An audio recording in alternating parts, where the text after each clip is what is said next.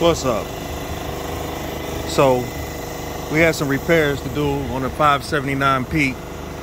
Getting ready to get back on with a owner-op company. Today's topic is go ahead and get that part number, snap on. This is what it looks like. I'm not gonna go into too much detail.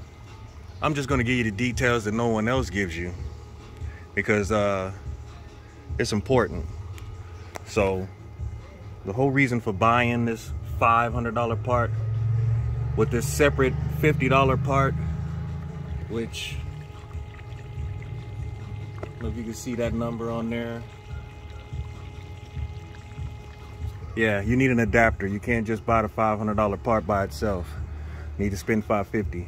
But this EGR cooler has a leak because previous to now, I've drained this fluid 2 or 3 times, and every time I did it, I poured fluid back in it like it was an old school. But it ain't an old school. You need to put a vacuum on this. Now, I own a DeWalt air tank for a air nailer, so I'm already ahead of the game. This piece here, this little nipple piece, your part will come like that, and you'll need to add this piece. I don't want to take it off, but it slides right on and clips to this coupler here. And I had extras because when I bought the DeWalt air tank, I needed extra stuff for extra parts. But I gotta kind of stand over here and watch this because it'll suck air if it gets too low, and then in a second I'll have to pick up the bucket.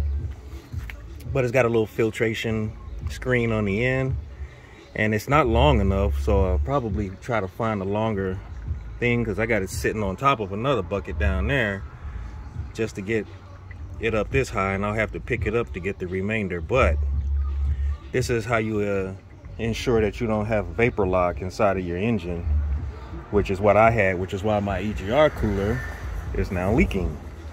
Now, I ain't fixing the EGR cooler today, but I had another coolant leak, which I'll show you here momentarily. So what I basically did, it doesn't push the liquid out. I sat here for 20 minutes trying to do that. It doesn't push the liquid into the bucket. You got to put it under somewhere and drain it. I'll show you where I drained mine. Drain it into the bucket, and then see, it's the vacuum is gone. So I'm gonna show you something real quick that I just learned. This is the air into it. Turn this straight, close that one. This line has a little bit of, I don't know, overflow is what it says in the instruction booklet. I'm gonna try to make it to where you can hear me. But I want this to be at 24, right before the green. So I'll wait for it to get to 24. At that point, it'll have vacuum strength into it. And I mean, if this thing ain't fast, I don't know what is. You see how it kicked from 5 to 20 right now. And shit, less than 20, 30 seconds. And it'll get to 24. At 24,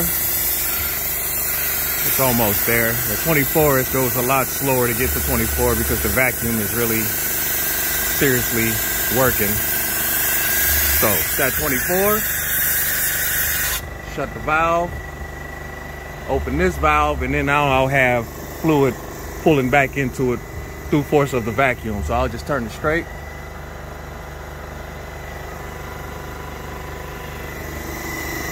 Fluid's coming back in. So that's the second time I had to do that since the first time I put it on the vacuum. So you do it 2 or 3 times, but you know, compared to that Amazon stuff where the reviews were all over the place talking about it took an hour, and people were just talking crazy talk about how long it took to get the shit to go back in. This thing here, it is super fast. And see, as it goes in, you lose vacuum. And it looks like it completely stops pulling at about 5 psi. The instructions say stop it at 24 psi and let it do its thing. Now, on his face, it looks kind of complicated to work, but once I started fooling with it, super easy to do. And see, I mean, I'm draining this bucket. This was 5 gallons. And yeah, there's some debris in there too, because it's a high pollinated day. But, you know, now what I need to do is turn the APU on in case there's, I mean, those lines, shit, hold on. Yeah, we don't suck a whole bunch of air back in there. So I'm gonna put these 2 buckets of coolant together and drain that on up in there. In the meantime, I'm gonna go ahead and, it's simple. I mean, the air, it's on 140 right now. Maybe not. Let me see what the PSI is on this.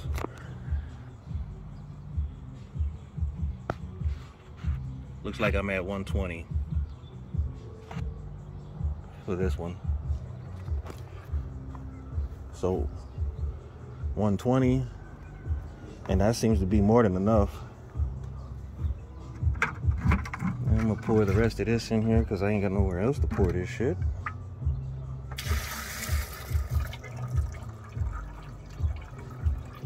And we'll go ahead and hook a vacuum up back to it, or create more of a vacuum up to 24 kilopascals or whatever the hell this is. INHG.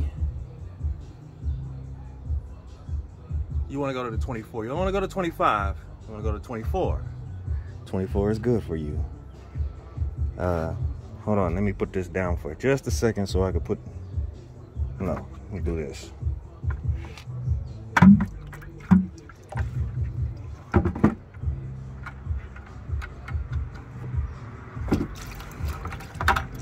There, it sits fine right there. So it's at like 3 inch-pounds mercury, whatever.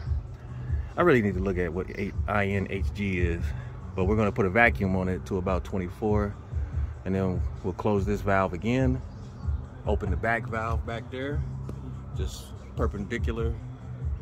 Is that the right word? Perpendicular is up. Well, in line with the hose, and then it'll open and it'll start pulling in the rest of the fluid. So let's do that.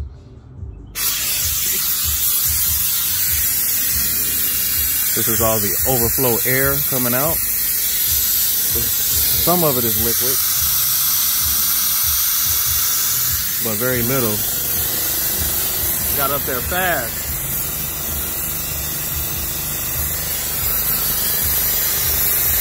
So it's pulling all that air up out of there. Giving me a Loctite, airtight system. All right, so we're at 24. That thing is just running because of the air it uses to work this, what is it called? Venturi? Let me look at it again. Vacuum Venturi cooling systems.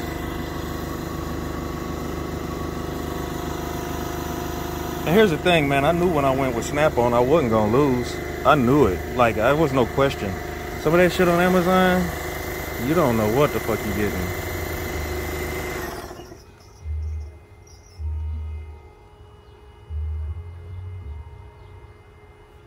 I can hear air. And I'm losing.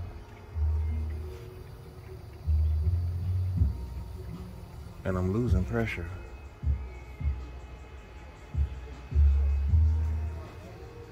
Oh, but this is going down, so coolant must be going into other places. Maybe I'll try that again until... I did think it was kind of high because I already knew I was a couple gallons short when I started this. This truck has been sitting 6 months. So for it to be as high as it was, that was a little strange.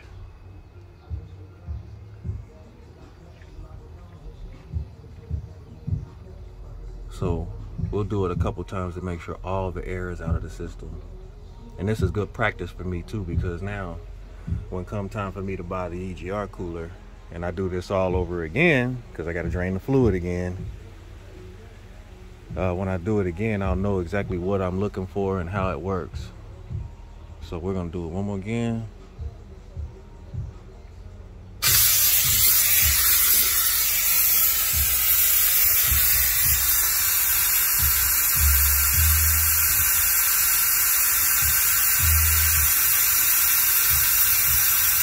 So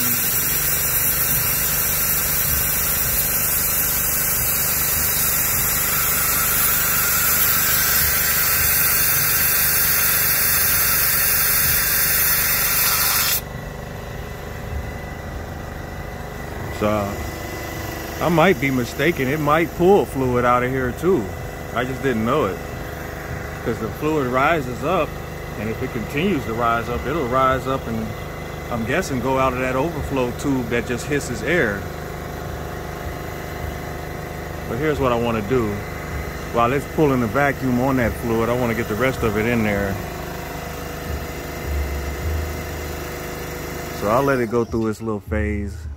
Let it go down again, then I'll pull a vacuum on it again, and then when I release the vacuum, I'll immediately start pulling antifreeze out the bucket here.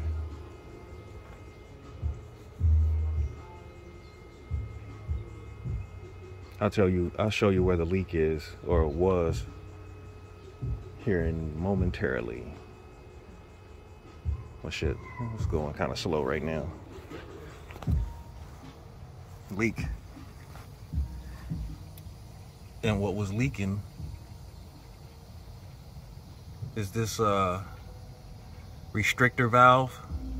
The plastic had broken, probably because of the heat or something with regard to hot and cold. Anything plastic that sits outside the truck, man, just be prepared to replace it. I replaced the 5/8 coolant line. This is actually accessible at O'Reilly Auto Parts. I didn't think, when I took it off, it broke in my hand because I thought it was the hose that was leaking. It was not the hose. It was actually the plastic had broken off inside the hose and had a split in it. And when I took it off, of course, it broke completely and off in my hand. So, you know, I had to go get another one. So I looked online and seen that O'Reilly had one in stock, 28 bucks. I'll get you the part number here in a minute. But it's got an arrow on it that faces this way, which goes in. And you'll see when you disconnect up here that there's an in and an out sticker. You can see the out right there. I pushed the hose up a little high over the in sticker. I probably should have brought it down a little, but I think I cut a little longer than it was before. This little plastic hanger tube thing here, I was unable to slide this hose back into it. So I may just cut this half of it off and then zip tie it. But this is leaking, or was leaking, just constantly. Just draining my little reservoir here. On top of the fact that this leaks into the DPF system, which is no good, no bueno. So we'll do this again.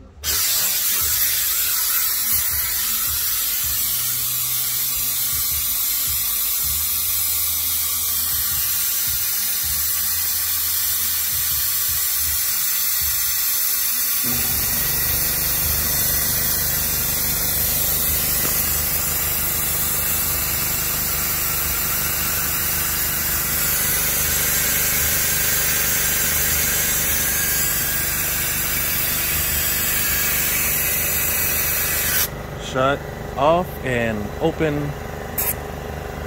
this side.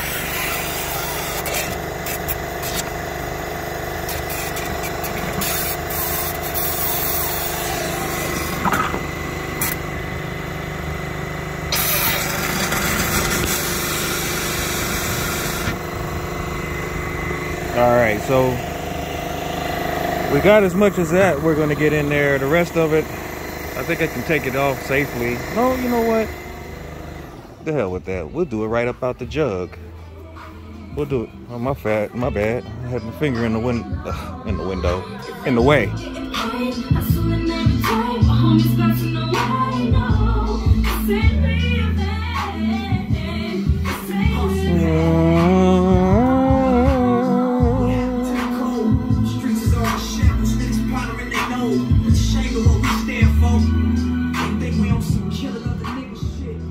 We really on some stay down and diligent.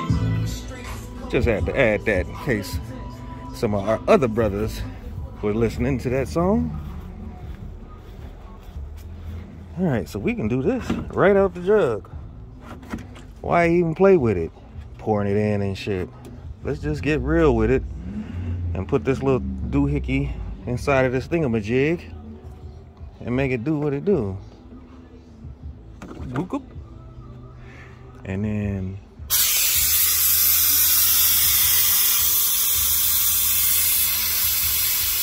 yeah.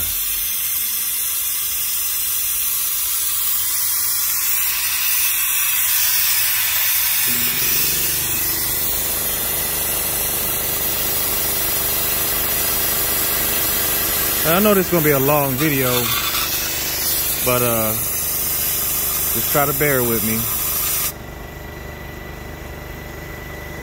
All right, cool. Now we out the jug.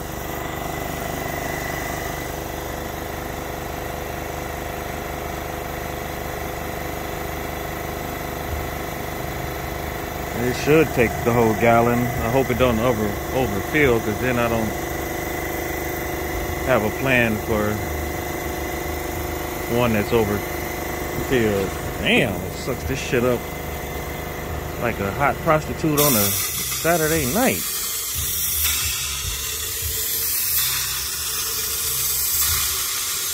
Okay, I fucked up. I switched my valves the wrong way. So it does kick that shit out. It does kick the radiator fluid out this way too.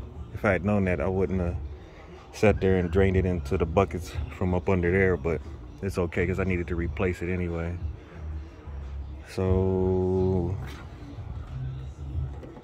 man, it likes to drink. And it's kind of overfilled. The cold line is here.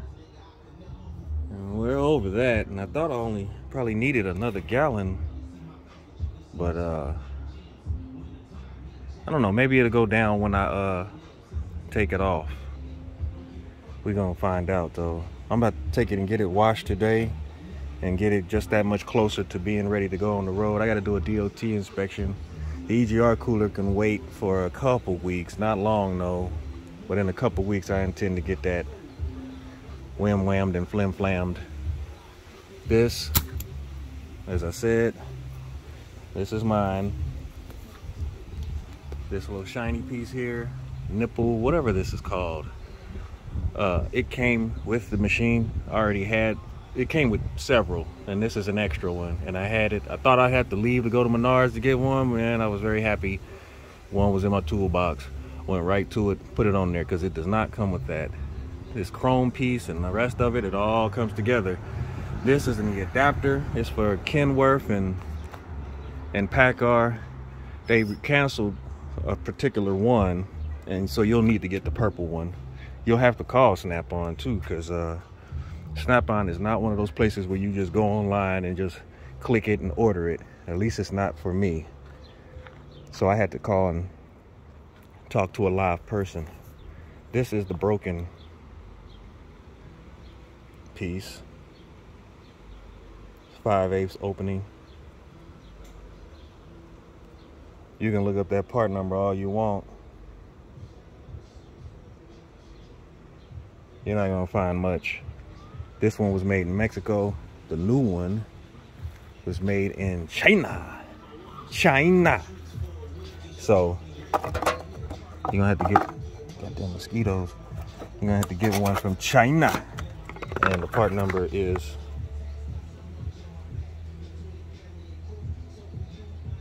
and the best part of this is you can go right to O'Reilly. No problem, no bueno. Or very good bueno. Or whatever, you know, no problema. Anyway, I hope you learned something. These are the details that I did not learn when I was looking at replacing my EGR cooler. Oh yeah, everybody will show you, oh yeah, you replace it and you just replace it. Yeah, well, you replace it and then it burns out because you got an air pocket somewhere in here because you didn't use this. And there was one dude, one old school white dude, he was on there. And he showed us all how to do it, and I saved this video, and I'd be damned if somebody didn't come and tell him to take his video down, because I went in my favorites to look at it again just to get some tips, and it ain't there. But ain't nobody gonna tell me to take my video down. You ain't gotta worry about that. Now you know. So go ahead and get you the $500 Snap-on doohickey thingamajig. Comes in a beautiful case. Yeah, it's pricey. And yeah, I probably won't need another one. I probably don't need to use it 2 or 3 times, but I'd be damned if I'm paying them $200 an hour, $150 an hour to do some shit I can do myself. Plus it was fun, and I made a video about it. Y'all be easy now.